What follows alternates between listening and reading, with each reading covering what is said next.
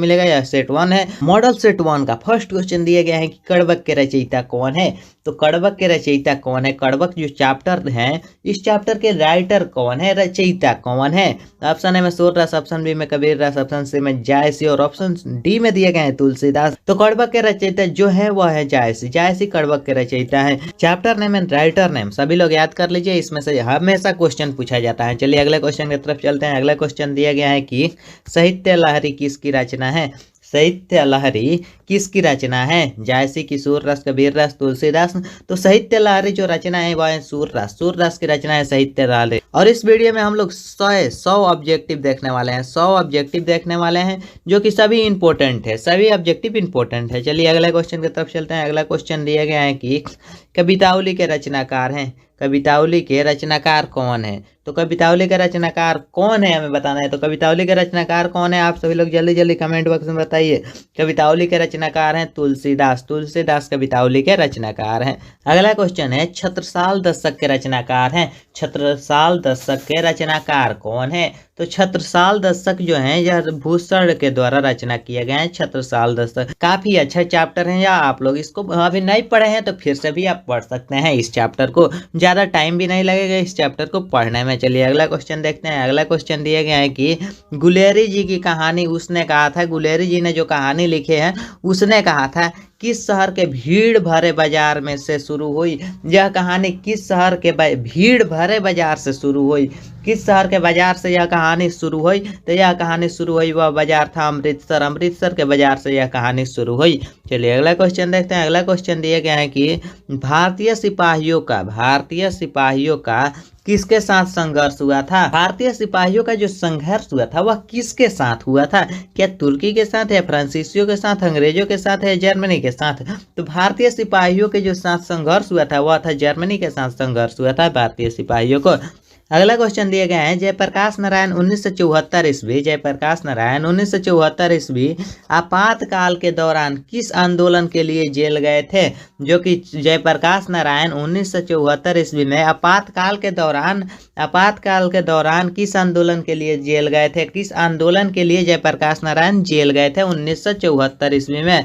तो 1974 ईस्वी में जयप्रकाश नारायण जिस आंदोलन के लिए जेल गए थे वह था छात्र आंदोलन, छात्र आंदोलन के लिए जयप्रकाश नारायण जेल गए थे।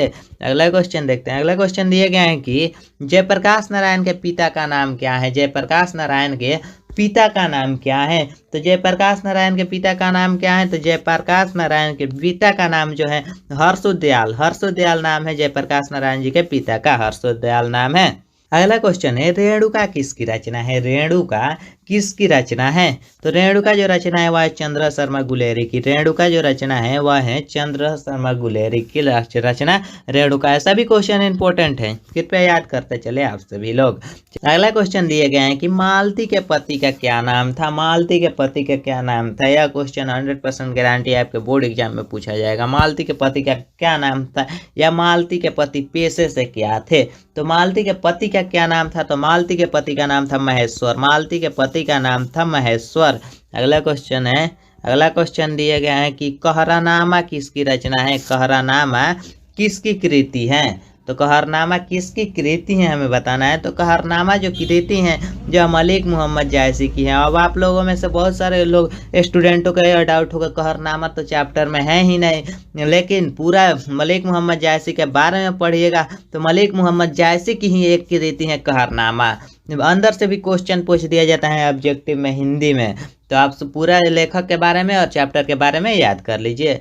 चलिए अगला क्वेश्चन देखते हैं। अगला क्वेश्चन दिया गया है कि साहित्य लहरी रचना है। साहित्य लहरी किसकी रचना है। यह तो आप सभी लोग जानते ही होंगे साहित्य लहरी किसकी रचना है। तो साहित्य लहरी रचना है सूरदास की, सूरदास की रचना है साहित्य लहरी। अगला क्वेश्चन देखते हैं। अगला क्वेश्चन दिया गया है कि सूरदास के 3 प्रधान कवि विषय हैं। सूरदास के 3 प्रधान विषय हैं। सूरदास के 3 कौन कौन से प्रधान विषय हैं। तो सूरदास के 3 प्रधान विषय जो हैं वह हो जाएगा विनय भक्ति 1 हो गया, वात्सल्य 2 हो गया और प्रेम श्रृंगार। ये 3 प्रधान विषय हैं सूर काव्य के लिए। अगला क्वेश्चन देखते हैं। अगला क्वेश्चन दिया गया है कि तुलसीदास की माता का नाम क्या था। तुलसीदास के माता का नाम क्या था? तो तुलसीदास की माता का नाम क्या था? तो तुलसीदास की माता का नाम जो था वो था हुलसी। हुलसी नाम था तुलसीदास के माता का नाम। चलिए अगला क्वेश्चन दिया गया है कि कवितावली किसकी रचना है? कवितावली किसकी रचना है? तो कवितावली जो रचना है यह तुलसीदास की रचना है। कवितावली तुलसीदास की रचना है। अगला क्वेश्चन दिया गया है कि ध्रुव स्वामिनी किसने लिखा है? ध्रुव स्वामिनी यह किसने लिखा है? तो ध्रुव स्वामिनी किसने लिखा है? तो ध्रुव स्वामिनी राइटर के अंदर में की कोई कहानी है ध्रुव स्वामिनी नाम से, उस कहानी को पूछना है किसने लिखा है। तो वह जो कहानी है वह जयशंकर प्रसाद जी के द्वारा लिखा गया है। जयशंकर प्रसाद जी के हिस्ट्री में देखेंगे, इसके जीवनी में, तो इसमें मिलेगा ध्रुव स्वामिनी नाम की एक कहानी। तो उस कहानी को लिखे हैं जयशंकर प्रसाद। अगला क्वेश्चन है इंदु का प्रकाशन कब प्रारंभ हुआ? इंदु का प्रकाशन प्रारंभ हुआ। तो इंदु का प्रकाशन कब प्रारंभ हुआ? तो इंदु का प्रकाशन जो प्रारंभ हुआ वह 1908 ईस्वी से प्रारंभ हुआ। 1908 ईस्वी से इंदु का प्रकाशन प्रारंभ हुआ। इंदु का प्रकाशन कब प्रारंभ हुआ? तो 1908 ईस्वी से। चलिए अगला क्वेश्चन देखते हैं। अगला क्वेश्चन दिया गया है कि काफी इंपॉर्टेंट क्वेश्चन है, सुभद्रा कुमारी चौहान की मृत्यु कैसे हुई थी? सुभद्रा कुमारी चौहान की मृत्यु कैसे हुई थी? बस घटना से या ट्रेन घटना से या कार घटना से या हवाई जहाज के घटना से? तो सुभद्रा कुमारी चौहान की जो मृत्यु हुई वह कार घटना से हुई, कार दुर्घटना से हुई सुभद्रा कुमारी चौहान की मृत्यु। चलिए अगला क्वेश्चन देखते हैं। अगला क्वेश्चन दिया गया है कि बिखरे मोती कहानी संग्रह है। बिखरे मोती किस कहानी का संग्रह है? तो बिखरे मोती किस कहानी के संग्रह है? तो सुभद्रा कुमारी चौहान के कहानी में का संग्रह है बिखरे मोती, क्योंकि उनका बेटा बिखर गया है उनके सामने, तो वही है बिखरे मोती। अगला क्वेश्चन दिया गया है कि दूसरा सप्तक किसने लिखा है? दूसरा सप्तक किसने लिखा है? तो दूसरा सप्तक किसने लिखा है? तो दूसरा सप्तक रघुवीर सहाय ने लिखे हैं। दूसरा सप्तक रघुवीर सहाय के द्वारा लिखा गया है। चलिए अगला क्वेश्चन देखते हैं। अगला क्वेश्चन दिया गया है कि जो कि हिंदी ग्रामर से अब आ गया, विद्यालय का संधि विच्छेद करे। संधि विच्छेद का कोई आप लोग अच्छा सा वीडियो देख लीजिए, प्रत्यय एवं उपसर्ग का हिंदी व्याकरण में कंप्लीट ग्रामर देख लीजिए। कंप्लीट व्याकरण से आपको ऑब्जेक्टिव पूछा जाएगा और ग्रामर से ही ऑब्जेक्टिव आपके बोर्ड एग्जाम में ज़्यादा रहेंगे, तो पूरा ग्रामर आप पढ़ लीजिए। विद्यालय, विद्यालय का संधि विच्छेद करे तो विद्यालय, विद धन यालय नहीं होगा, विद्या धन आलय, विद्या धन आलय हो जाएगा विद्यालय, विद्या धन आलय विद्यालय हो जाएगा। ऑप्शन नंबर बी इसका राइट आंसर होगा। अगला क्वेश्चन दिए गए हैं कि संचय का संधि विच्छेद होगा। संचय का संधि विच्छेद क्या होगा? संधन चय नहीं होगा, संच धन्यय नहीं होगा, समजोर चय संचय यही होगा, समजोर चय। आप इसे सेट करेंगे ना, माइंड में सेट कर कर 2-3 बार बोलेंगे, रिपीट करेंगे, तो इसका आंसर ऑटोमेटिक आ जाएगा आपके पास। तो समधन चय संचय हो जाएगा इसका राइट आंसर। चलिए अगला क्वेश्चन देखते हैं। अगला क्वेश्चन दिया गया है कि यथोचित का संधि विच्छेद करे। यथोचित का संधि विच्छेद करे तो यथोचित का संधि विच्छेद क्या होगा? तो यथोचित का संधि विच्छेद करे तो यथोचित का संधि विच्छेद हो जाएगा यथोची धन चत, यथोची धन च हो जाएगा, तो यथोचित हो जाएगा। चलिए अगला क्वेश्चन देखते हैं। अगला क्वेश्चन दिया गया है कि नीरव का संधि विच्छेद करे। नीरव का संधि विच्छेद करे तो नीरव का संधि विच्छेद क्या हो जाएगा? निह धन रव नीरव, निह धन रव नीरव हो जाएगा, निह धन रव। इसे 2-3 बार आप रिपीट कीजिए। नीरव किस तरह से सेट होता है? ऑप्शन मिलाइए। निर्धन व निर्व नहीं होगा, निधन रव निह नहीं होगा, निधन रव नीरव, या हो जाएगा नीरव। इस तरह से आप 2-3 बार इसे रिपीट कीजिएगा तो इसका आंसर फिट बैठ जाएगा और वहीं करेक्ट होगा। अगला क्वेश्चन दिया गया है तथापि। तथापि का संधि विच्छेद करे। संधि विच्छेद आपके बोर्ड एग्जाम में बहुत ज़्यादा पूछा जाता है, इसलिए संधि ग्रामर से भी हम क्वेश्चन ज़्यादा लिए हैं। तथापि के संधि विच्छेद कौन सा होगा? तथापि, तथापि का संधि विच्छेद कौन होगा? एक्सप्लेन करने में ज़्यादा टाइम वेस्ट हो रहा है, इसलिए मैं डायरेक्ट आंसर के साथ आगे बढ़ रहा हूँ। चलिए तथापि का संधि विच्छेद क्या होगा? आप लोग हिंदी ग्रामर के संधि का पूरा वीडियो एक देख लीजिए। यूट्यूब पर बहुत सारे टीचर हैं जो कि बनाए हुए हैं, तो आप देख लीजिए किसी भी टीचर का एक अच्छा सा वीडियो। मैं सजेस्ट करूंगा अनुसार का हिंदी ग्रामर में वीडियो देखते रहिए, बहुत अच्छा समझाते हैं वह भी। चलिए अगला क्वेश्चन दिए गए हैं तथापि के संधि विच्छेद कौन सा है? तो तथा जोड़ापि, तथा जोड़ापि हो जाएगा तथापि का संधि विच्छेद। चलिए अगला क्वेश्चन दिया गया है कि अगला क्वेश्चन उपसर्ग से आ गया। उपसर्ग, यह ध्यान में रखिए, उपसर्ग पहले लगता है और प्रत्यय बाद में लगता है। जैसे यहाँ है अतिशय, अतिशय में कौन सा उपसर्ग है? यहाँ प्रत्यय नहीं पूछा जा रहा है, प्रत्यय पूछा जाता तो वह पीछे लगता, और उपसर्ग पूछा जा रहा है तो आगे लगता है। आगे जैसे यहाँ लगा है अति, अति इसका उपसर्ग हो जाएगा, अति इसका उपसर्ग हो जाएगा, शुरू में लगने वाला, उपसर्ग में शुरू में लगने वाला और प्रत्यय में लास्ट में लगने वाला। चलिए अगला क्वेश्चन देखते हैं। अगला क्वेश्चन दिया गया है कि स्वागत में उपसर्ग है, स्वागत में कौन सा उपसर्ग है, तो सु उपसर्ग हो जाएगा, स्वागत में सु उपसर्ग हो जाएगा। उपसर्ग में जैसे में आ जाता है प्र, प्रा, अप, सम, अनि, आव, निस, निर, दोष, दूर, बी, अड, नि, इस तरह के कुछ मेन उपसर्ग है, उस उपसर्ग को भेज दूंगा, उसी में से आपके बोर्ड एग्जाम में पूछा जाता है अक्सर ज्यादातर। चलिए अगला क्वेश्चन दिया गया है कि प्रभुता में कौन सा प्रत्यय है। अब हमें प्रत्यय बताना है, प्रत्यय लास्ट में लगता है, पहले ही मैं आपको बता दिए प्रत्यय लास्ट में लगता है, तो प्रभुता में कौन सा प्रत्यय है हमें बताना है। प्रभुता, तो इसमें ता प्रत्यय हो जाएगा, प्रभुता में ता प्रत्यय हो जाएगा। अगला क्वेश्चन है गायक में प्रत्यय है, गायक में कौन सा प्रत्यय है, तो गायक में कौन सा प्रत्यय हो जाएगा, गायक, गायक अलग शब्द हो गया और अ के अलग शब्द हो गए, गायक, बोलने से पहले गायक बोलते हैं, गायक, उसमें अ आता है बीच में तो गायक हो जाएगा, इसमें अ प्रत्यय हो जाएगा। चलिए अगला क्वेश्चन देखते हैं। अगला क्वेश्चन दिया गया है मुहावरा से, जो कि अगला क्वेश्चन मुहावरा है, आप सभी मुहावरा पढ़े होंगे। बाछे खिलना, बाछे खिलना मुहावरा का अर्थ क्या हो जाएगा, बाछे खिलना मुहावरा का अर्थ क्या हो जाएगा। बाछे खिलना मतलब अत्यंत प्रसन्न होना, बाछे खिलना मतलब अत्यंत प्रसन्न होना, इसका मुहावरा हो जाएगा। चलिए अगला क्वेश्चन देखना है। अगला क्वेश्चन दिया गया है कि हाथ पैर मारना मुहावरा का अर्थ है। हाथ पैर मारना जैसे 9 2 11 होना मतलब भाग जाना, तो हाथ पैर मारना मुहावरे का क्या अर्थ हो जाएगा, तो हाथ पैर मारना मतलब हो जाएगा काफ़ी प्रयत्न करना, काफ़ी प्रयत्न करना, हाथ पैर मारना मतलब काफ़ी प्रयत्न करना।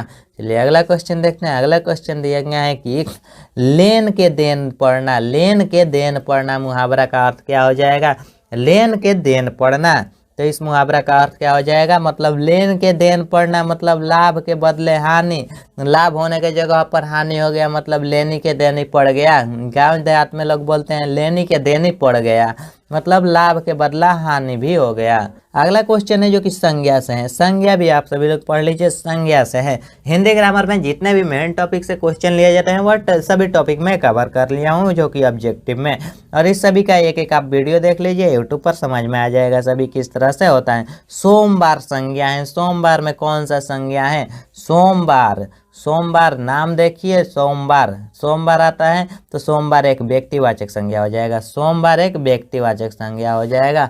सोमवार कौन सा संज्ञा है, तो व्यक्तिवाचक संज्ञा। घर कौन सा संज्ञा है, तो घर कौन सा संज्ञा है, तो घर एक जाति के संबंध में आता है, जाति का बोध कराता है, घर, घर एक जाति का बोध कराता है तो यह जातिवाचक संज्ञा हो जाएगा। घर जाति का बोध कराता है तो जातिवाचक संज्ञा। अगला क्वेश्चन है कारक, राम कलम से लिखना है, में से जो है राम कलम से यहाँ से दिए गए हैं, यह से किस कारक पे की विभक्ति है, यह से किस कारक की विभक्ति है, तो यह से जो है यह किस कारक की विभक्ति है, संस्कृत में आप लोग पढ़े होंगे। से कौन सा कारक है, आपादान की, संबंध की, अधिकरण की, कड़र कौन सा कारक है, यह संस्कृत में पढ़े होंगे, वहीं अप्लाई कर देंगे तो हिंदी में इसका राइट आंसर हो जाएगा। तो कौन सा कारक हो जाएगा, से, तो से जो है यह करण कारक हो जाएगा, कड़र कारक हो जाएगा से। चलिए अगला क्वेश्चन देखते हैं। अगला क्वेश्चन दिया गया है कि गीला का विलोम होगा, गीला शब्द का विलोम क्या होगा, गीला मतलब विलोम मतलब उल्टा, विलोम मतलब उल्टा क्या होगा, गीला का उल्टा क्या होगा, तो गीला का उल्टा सूखा हो जाएगा, गीला का उल्टा क्या होगा, तो सूखा हो जाएगा। अगला क्वेश्चन दिया गया है कि उग्र का विलोम होगा, उग्र का विलोम क्या हो जाएगा, तो उग्र का विलोम क्या होगा, तो उग्र का विलोम होगा सौम्य, सौम्य हो जाएगा, उग्र का विलोम सौम्य हो जाएगा। चलिए अगला क्वेश्चन देखते हैं। अगला क्वेश्चन दिया गया है विपरीतार्थक शब्द से, जो कि जागरण का विपरीतार्थक शब्द क्या होगा, जागरण का विपरीतार्थक शब्द क्या होगा, तो जागरण, जागरण मतलब हो जाएगा निद्रा, जागरण का विपरीतार्थक शब्द निद्रा हो जाएगा। चलिए अगला क्वेश्चन देखते हैं। अगला क्वेश्चन दिया गया है कि भूत का विपरीतार्थक शब्द क्या होगा, भूत, भूत का विपरीतार्थक शब्द क्या होगा, तो भूत का विपरीतार्थक शब्द हो जाएगा भविष्य, भूत का विपरीतार्थक शब्द भविष्य हो जाएगा। चलिए अगला क्वेश्चन देखते हैं। अगला क्वेश्चन दिया है कि मैं खाना खा चुका, मैं खाना खा चुका तब वह आया, मैं खाना खा चुका तब वह आया, कौन वाक्य है, मैं खाना खा चुका, वाक्य ध्यान से सुनिए। मैं खाना खा चुका मतलब मैं खा चुका तब वह आया, मेरे खाने के बाद मतलब वह आया। मैं खाना खा चुका तब वह आया, यह वाक्य कौन सा है? तो यह संयुक्त वाक्य हो जाएगा। दोनों को जोड़ना है, मैं खाना खा चुका तब वह आया मतलब मेरे खाने के बाद आया, तो संयुक्त वाक्य हो जाएगा। अगला क्वेश्चन दिए गए हैं जो कि शब्द से है। चतुर्थ कौन सा शब्द है? चतुर्थ कौन सा शब्द है? 4 प्रकार के शब्द या होते हैं शब्द। 3 शब्द को 3 भागों में बांटा गया है। इन तीनों भागों के भी अलग अलग खंड हैं। तो शब्द के 3 खंडों में से एक खंड का यह 4 भाग हैं। तत्सम, तत्भव, देशज, विदेशज। तो हमें चतुर्थ पूछ रहा है कौन सा शब्द है, तो चतुर्थ हो जाएगा तद्भव। तद्भव जो कि ऑप्शन नंबर ए में दिए गए हैं, तद्भव हो जाएगा। तद्भव गलत लिखा गया है, तद्भव शब्द हो जाएगा। यह ऑप्शन नंबर ए इसका राइट आंसर हो जाएगा। चलिए अगला क्वेश्चन दिया गया है कि खिलाड़ी शब्द है। खिलाड़ी कौन सा शब्द है? खिलाड़ी कौन सा शब्द है? तो खिलाड़ी एक विदेशी शब्द है। खिलाड़ी एक विदेशी शब्द है। शब्द पढ़ लीजिएगा आप लोग, हिंदी ग्रामर में आता है शब्द। बखूबी कौन समास है? फिर हम समास में आ गए। बखूबी कौन समास है हमें बताना है। बखूबी कौन सा समास है? तो बखूबी अव्ययी भाव समास है, जो कि बखूबी हो जाएगा अव्ययी भाव समास। चलिए अगला क्वेश्चन दिए गए हैं कि रस भरा कौन समास है? रस भरा कौन समास है? रस भरा जो समास हो जाएगा वो हो जाएगा तत्पुरुष समास हो जाएगा रस भरा कौन समास होगा? तो तत्पुरुष हो जाएगा। चलिए अगला क्वेश्चन दिए गए हैं राजभवन समास है। राजभवन कौन सा समास है? तो राजभवन या तत्पुरुष समास हो जाएगा। राजभवन तो यह तत्पुरुष समास हो जाएगा। राजभवन तत्पुरुष समास हो गया। चलिए अगला क्वेश्चन दिए गए हैं कि धर्माधर्म समास है। धर्माधर्म कौन सा समास है? समास का एक अच्छा वीडियो अनुसार का मिल जाएगा यूट्यूब पर, उसे देख लीजिए, आपको समास में कोई डाउट नहीं रहेगा। धर्माधर्म समास है। तो धर्माधर्म कौन सा समास है? तो धर्माधर्म एक द्वंद्व समास है। धर्माधर्म द्वंद्व समास है। चलिए अगला क्वेश्चन देखते हैं। अगला क्वेश्चन दिए गए हैं कि त्रिभुवन समास है। तो त्रिभुवन कौन सा समास है? त्रिभुवन कौन सा समास है? तो त्रिभुवन जो समास है वह द्विगु समास है। त्रिभुवन द्विगु समास है। चलिए अगला क्वेश्चन देखते हैं। अगला क्वेश्चन दिया गया है कि जो कहा न जा सके उसे क्या कहते हैं? जो कहा न जा सके उसे क्या कहते हैं? मतलब अनेक शब्दों का एक शब्द जो कहा न जा सके कहलाता है। जो कहा न जा सके वह क्या कहलाता है? अकथनीय कहलाता है। जो कहा न जा सके अकथनीय कहलाता है। चलिए अगला क्वेश्चन देखते हैं। अगला क्वेश्चन दिया गया है कि जिसका कोई नाथ न हो क्या कहलाता है? जिसका कोई नाथ न हो उसे क्या कहेंगे? तो जिसका कोई नाथ नहीं होगा उसे अनाथ कहेंगे। बिल्कुल, बिना पढ़े भी कुछ हिंदी में ऐसे क्वेश्चन आता है जो कि बिना पढ़े ही आप बना सकते हैं। जैसे जिसका कोई नाथ ना हो तो उसे अनाथ कहेंगे। चलिए अगला क्वेश्चन देखते हैं। अगला क्वेश्चन दिए गए हैं कि कर्म का विशेषण है। कर्म का विशेषण शब्द हमें बताना है। तो कर्म का विशेषण कर्मिक हो जाएगा। कर्म का विशेषण कर्मिक हो जाएगा कर्म का विशेषण। चलिए अगला क्वेश्चन दिए गए हैं कि 1869 से 1875 तक 1869 से 75 तक बालकृष्ण भट्ट ने किस स्कूल में अध्ययन किया? 1869 से 1875 तक बालकृष्ण भट्ट ने किस स्कूल में अध्ययन किया? तो वह था प्रयाग के मिशन स्कूल में। प्रयाग के मिशन स्कूल में बालकृष्ण भट्ट ने अध्ययन किया। प्रयाग के मिशन स्कूल में 1869 से 1875 ईस्वी तक वह अपने स्कूल में अध्ययन किया। अगला क्वेश्चन दिए गए हैं कि रेल का विकट खेल किसकी रचना है? यह क्वेश्चन कई बार पूछा गया है और इस बार भी पूछा जाएगा 2023 में। रेल का विकट खेल किसकी रचना है? तो रेल का विकट खेल किसकी रचना है? तो रेल का विकट खेल जो रचना है वह बालकृष्ण भट्ट की रचना है, रेल का विकट खेल। अगला क्वेश्चन दिए गए हैं कि बालकृष्ण भट्ट कैसे स्वभाव के व्यक्ति थे? बालकृष्ण भट्ट किस स्वभाव के व्यक्ति थे? नरम की, उदर की, उग्र की, इनमें से कोई नहीं। तो बालकृष्ण भट्ट जो व्यक्ति थे वह नर्म स्वभाव के व्यक्ति थे, बालकृष्ण भट्ट। अगला क्वेश्चन दिए गए हैं कि गुलेरी जी ने कुल कितनी कहानियां लिखी? गुलेरी जी ने कुल कितनी कहानियां लिखी हैं? तो गुलेरी जी ने कितनी कहानियां लिखी हैं? तो गुलेरी जी 3 कहानी लिखे हैं। गुलेरी जी 3 कहानी लिखे हैं। चलिए अगला क्वेश्चन देखते हैं। अगला क्वेश्चन दिया गया है कि जयशंकर प्रसाद किस वाद से संबंधित रचनाकार हैं? जयशंकर प्रसाद किस वाद से संबंधित रचनाकार हैं, किस वाद से संबंधित रचनाकार हैं, तो छात्रावाद से संबंधित रचनाकार है छात्रवाद। छात्र आंदोलन के लिए उन्होंने जेल भी गया। हम लोग पढ़ लिए, ऑब्जेक्टिव देख लिए हैं। चलिए अगला क्वेश्चन देखते हैं। अगला क्वेश्चन दिया गया है कि पुत्र वियोग किसकी रचना है। पुत्र वियोग किसकी रचना है, तो आप सभी जानते ही होंगे, सुभद्रा कुमारी चौहान की रचना है पुत्र वियोग। पुत्र वियोग सुभद्रा कुमारी चौहान की रचना है। अगला क्वेश्चन दिए गए हैं कि जन जन का चेहरा एक के रचनाकार हैं। जन जन का चेहरा एक के रचनाकार कौन है, तो जन जन के चेहरा एक के रचनाकार, यह चैप्टर का नाम है। इसके राइटर कौन है, तो गजानन माधव मुक्तिबोध इसके राइटर हैं, जो कि ऑप्शन नंबर ए में दिए गए हैं। गजानन माधव मुक्तिबोध इसके राइटर हैं। अगला क्वेश्चन दिए गए हैं कि रघुवीर सहाय का जन्म स्थल कौन सा है। रघुवीर सहाय का जन्म स्थल कौन सा है, जन्म किस स्थान पर हुआ था, तो रघुवीर सहाय का जो जन्म स्थल है वह लखनऊ है। लखनऊ में रघुवीर सहाय का जन्म हुआ था। चलिए अगला क्वेश्चन देखते हैं। अगला क्वेश्चन दिए गए हैं कि प्यारे नन्हे बेटे को, प्यारे नन्हे बेटे को किसकी रचना है। प्यारे नन्हे बेटे को, यह चैप्टर का नाम है। यह किसकी रचना है, यह कौन से राइटर के द्वारा लिखा गया है, तो प्यारे नन्हे बेटे को विनोद कुमार शुक्ल ने लिखा है। विनोद कुमार शुक्ल ने काफ़ी अच्छा कविता है, काफ़ी अच्छा कविता है, और इसे आप लोग एक बार पढ़ लीजिएगा, प्यारे नन्हे बेटे को। चलिए अगला क्वेश्चन देखते हैं। अगला क्वेश्चन दिया गया है कि हार जीत के रचनाकार हैं।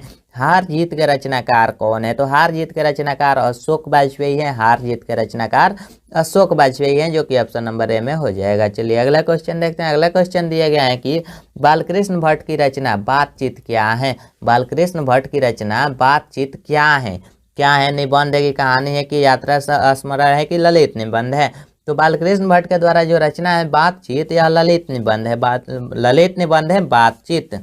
अगला क्वेश्चन दिए गए हैं कि प्रकृति वर्णन से संबंधित कविता है। प्रकृति वर्णन से संबंधित कविता है। प्रकृति वर्णन से संबंधित कौन सा कविता है, तो प्राकृतिक वर्णन से संबंधित इस चारों में से कौन सा कविता है, तो उषा है, जो कि प्राकृतिक वर्णन से संबंधित है। उषा कविता प्राकृतिक वर्णन से संबंधित है।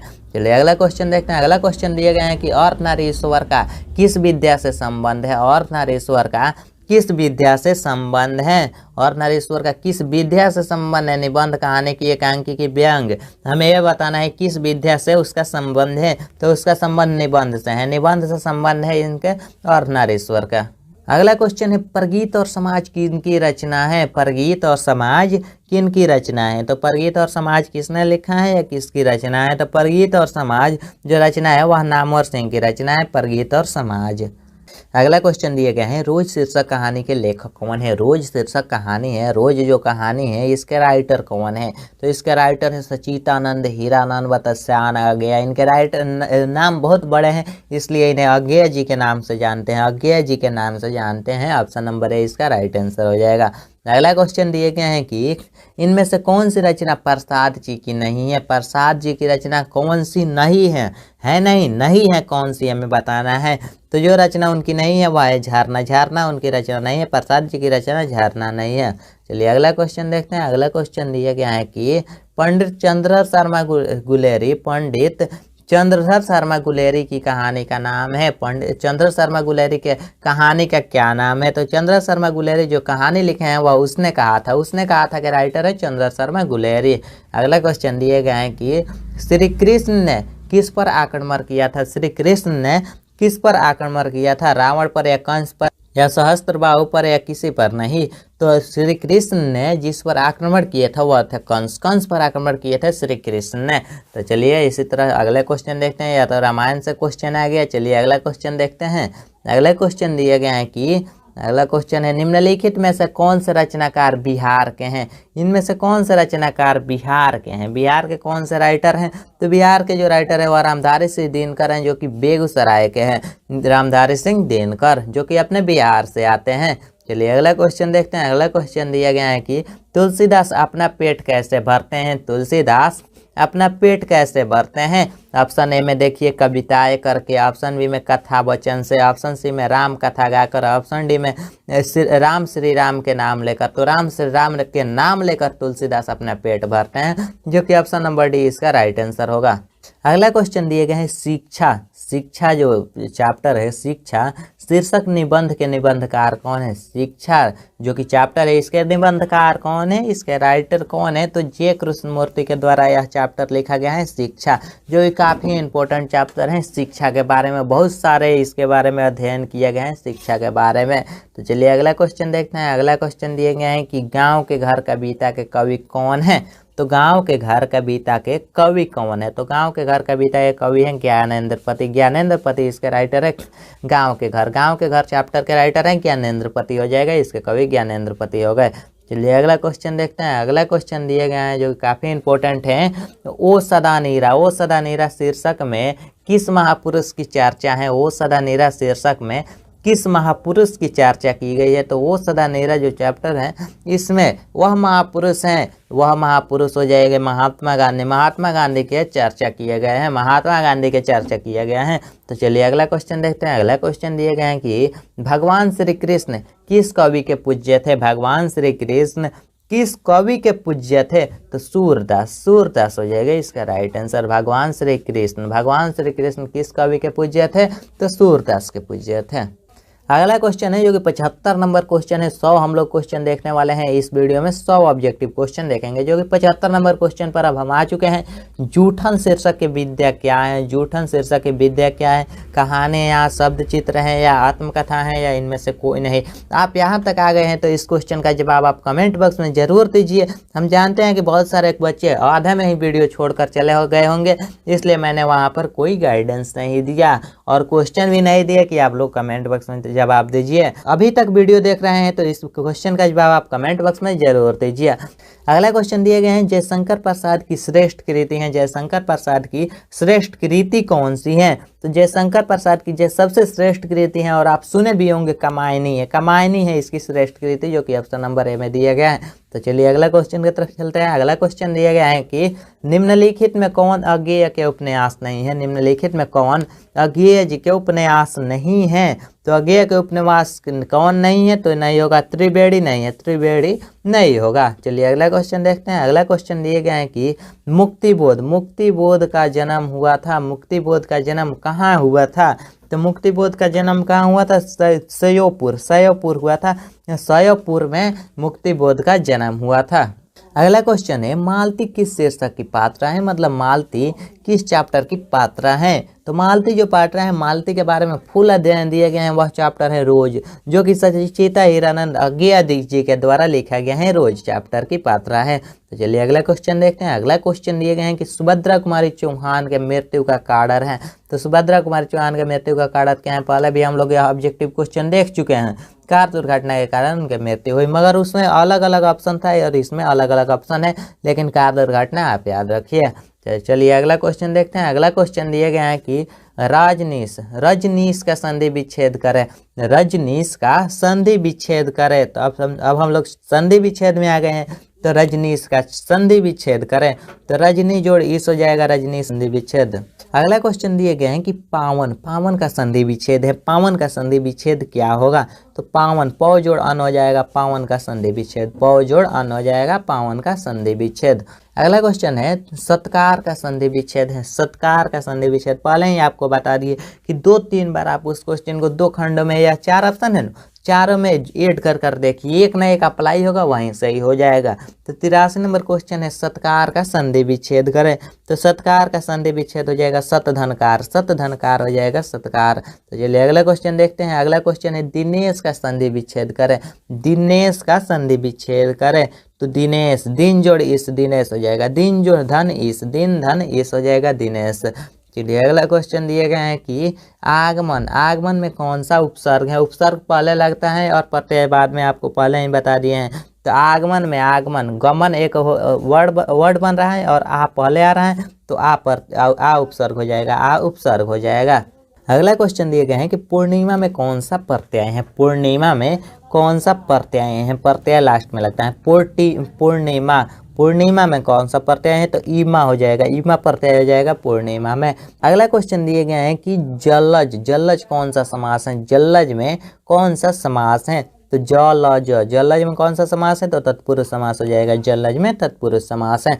चलिए अगला क्वेश्चन देखते हैं। अगला क्वेश्चन दिया गया है कि देवाले कौन सा समास है, देवाले कौन सा समास है, तो देवाले कौन सा समास है, तो देवाले तत्पुरुष समास हो जाएगा, देवाले तत्पुरुष समास हो जाएगा। चलिए अगला क्वेश्चन देखते हैं। अगला क्वेश्चन यह कई बार बोर्ड एग्जाम में पूछ दिया गया है और काफ़ी यह क्वेश्चन भी एक क्वेश्चन है कि लंबोदर कौन सा समास है, लंबोदर कौन सा समास है, तो लंबोदर कौन सा समास है, जिसका उदर लंबा हो लंबोदर कहते हैं। तो यह जो समास हो जाएगा बहुब्रीहि समास है, लंबोदर बहुब्रीहि समास है। तो चलिए अगला क्वेश्चन देखते हैं। अगला क्वेश्चन दिया गया है कि रात दिन कौन सा समास है, रात दिन कौन सा समास है, तो रात दिन कौन सा समास है, तो रात दिन एक द्वंद्व समास हो जाएगा, रात दिन द्वंद्व समास है। चलिए अगला क्वेश्चन देखते हैं। अगला क्वेश्चन दिए गए हैं कि प्रतिदिन, प्रतिदिन में कौन सा समास है, प्रतिदिन कौन सा समास है, तो प्रतिदिन अव्ययी भाव समास हो जाएगा, प्रतिदिन अव्ययी भाव समास है। चलिए अगला क्वेश्चन देखते हैं। अगला क्वेश्चन दिए गए हैं कि आग का पर्यायवाची शब्द है, आग का पर्यायवाची शब्द क्या होगा, तो आग का पर्यायवाची शब्द होता है अग्नि, आग का पर्यायवाची शब्द अग्नि हो जाएगा, आग का पर्यायवाची शब्द अग्नि हो जाएगा। चलिए अगला क्वेश्चन दिए गए हैं कि ईश्वर का पर्यायवाची शब्द क्या होगा, ईश्वर का पर्यायवाची शब्द क्या होगा, ईश्वर का पर्यायवाची शब्द क्या होगा, तो ईश्वर का पर्यायवाची शब्द परमात्मा हो जाएगा, परमात्मा न होगा ईश्वर का पर्यायवाची शब्द। अगला क्वेश्चन दिए गए हैं कि अंधकार का विलोम है, अंधकार का विलोम शब्द क्या होगा, मतलब उल्टा शब्द क्या होगा, तो अंधकार का विलोम शब्द क्या हो जाएगा, 94 नंबर क्वेश्चन है, अंधकार का विलोम शब्द प्रकाश हो जाएगा, अंधकार का विलोम शब्द प्रकाश होगा। चलिए अगले क्वेश्चन दिए गए हैं कि गोरा का विलोम शब्द, बहुत सारे बच्चे कहते हैं तू गोरा है मैं काला हूँ, तो गोरा का विलोम शब्द आप लोग बताइए। यह क्वेश्चन आपके लिए है, गोरा का विलोम शब्द क्या होगा, तो इस क्वेश्चन का जवाब आप लोग कमेंट बॉक्स में दीजिए। चलिए अगला क्वेश्चन की तरफ चलते हैं। अगला क्वेश्चन दिए गए हैं कि ठंडा का विलोम है, ठंडा का विलोम क्या हो जाएगा, तो ठंडा का विलोम गर्म हो जाएगा, ठंडा का गर्म हो जाएगा। अगला क्वेश्चन है सधाड़र, सधाड़र का विपरीतार्थक शब्द है, सधाड़र का विपरीतार्थक शब्द क्या होगा, तो सधाड़र का विपरीतार्थक शब्द असाधारण हो जाएगा, असाधारण होगा विपरीतार्थक शब्द। चलिए अगला क्वेश्चन देखते हैं। अगला क्वेश्चन दिए गए हैं जिसके पास धन न हो, उसके लिए एक शब्द है, अनेक शब्दों का एक शब्द आ गया, जिसके पास धन न हो उसके लिए एक शब्द क्या हो जाएगा, जिसके पास धन नहीं है उसके लिए एक शब्द क्या होगा, तो वह आ जाएगा निर्धन, निर्धन है वह बिना धन के हैं, जिसके पास धन ना हो उसे निर्धन हो जाएगा। चलिए अगला क्वेश्चन देखते हैं। अगला क्वेश्चन दिया गया है कि हवा में बातें करना मुहावरे का अर्थ है। बहुत सारे बच्चे बोलते हैं हवा में खाली बतिया होता रहा, गाँव देहात के लोग इसी तरह बोलते हैं कि खाली हवा में बतिया होता रहा, तो हवा में बातें करना मुहावरे का अर्थ क्या हो जाएगा, तो बहुत तरक्की करना, हवा में बातें करना मतलब बहुत तरक्की करना, हवा में बातें करना बहुत तरक्की करना। चलिए अगला क्वेश्चन दिया गया है कि राष्ट्र के विशेषण है, राष्ट्र का विशेषण क्या होगा, तो राष्ट्र का विशेषण क्या होगा, तो राष्ट्र का विशेषण राष्ट्रीय हो जाएगा, राष्ट्रीय होगा राष्ट्र का विशेषण। तो यह पांचों सेट का क्लास AK2 एजुकेशन चैनल पर होगा, तो चैनल को सब्सक्राइब कर लीजिए और वीडियो को लाइक कर दीजिए। मैं हूं AK सर और आपको बता दें यह हमारा हेल्पलाइन नंबर है जो कि 8969831773।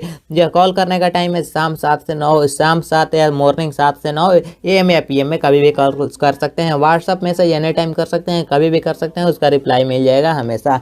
तो चलिए आज के वीडियो में इतना ही। सेट 1 कंप्लीट हो गया, सेट 2 के लिए वेट कीजिए और कल हम लोग इंग्लिश के मॉडल सेट 1, इंग्लिश का सेट 1 देखेंगे, इंग्लिश का सेट 1 देखेंगे। तो कल हमारे साथ जुड़ जाइए और डेली 7 PM में यूट्यूब पर लाइव क्लास देखने के लिए हमारे चैनल को सब्सक्राइब कर दीजिए, वीडियो को लाइक कर दीजिए और अपने दोस्तों में ज़्यादा से ज़्यादा शेयर कीजिए। Thanks for watching my video.